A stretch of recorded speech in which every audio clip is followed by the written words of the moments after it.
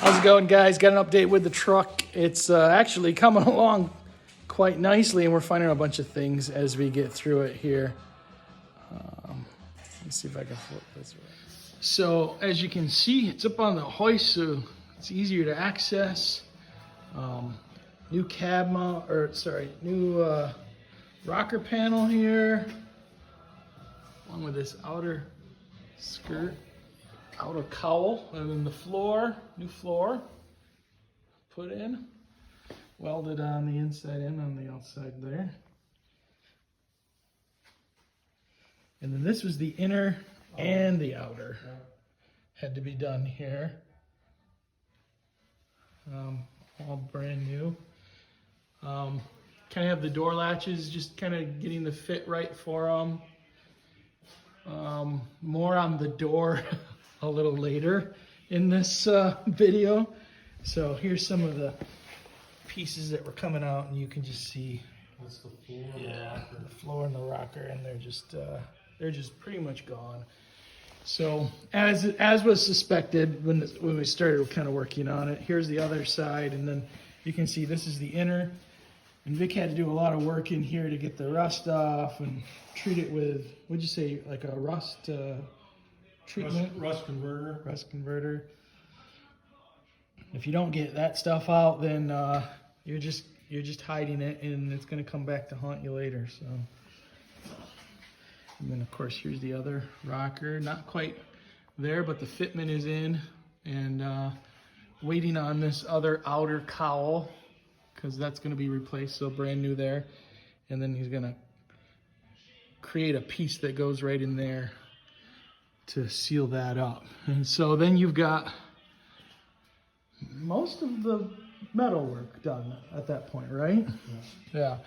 And then this back cab is just going to need, as Vic would say, some finessing. It's going to need some Bondo work. I don't know if you can really tell from the picture here, but if you could run your hand over it, yeah, you'd see pitting, and There's pitting up there. You can see the pitting up here a little better.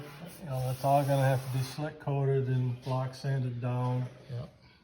Because otherwise that shows up in the paint, and you don't want that when you're putting this much work into the truck.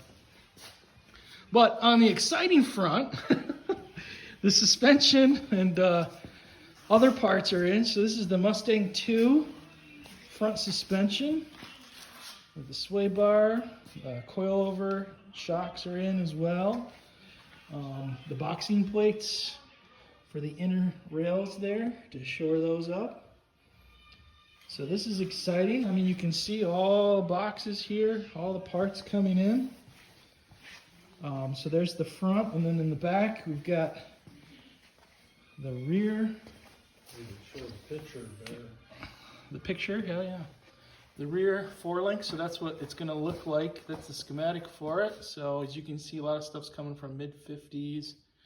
This was from total cost involved. But this is just kind of sitting here so you can see where it goes. This will look a lot different. That piece, that bar right there will replace that bar that's down there. Yep, there's the brake pedal. So new parts are always fun. Feels like you're really moving along.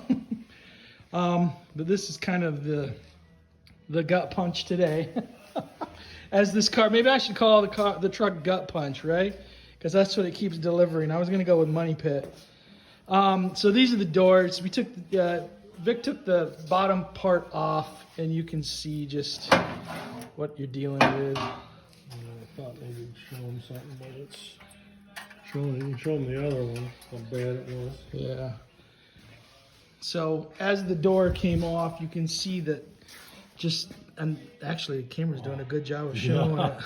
All the pits and It's rust in there. This camera is in better definition than my view.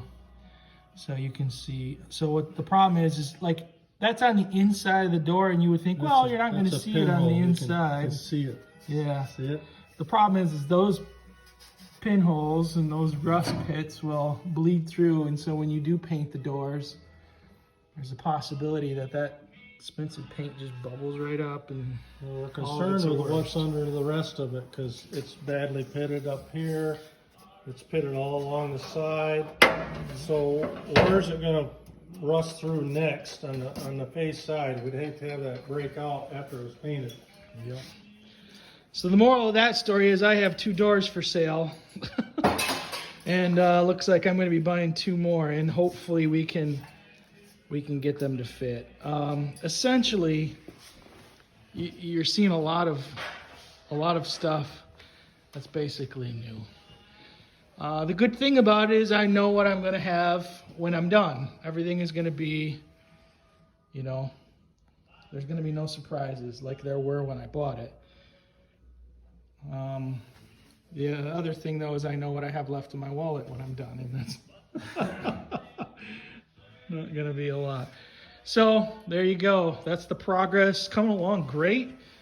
Really pretty excited. Looks like, you know, once kind of finish getting the cab done, then you can put the cab on top of the frame and mock up the motor.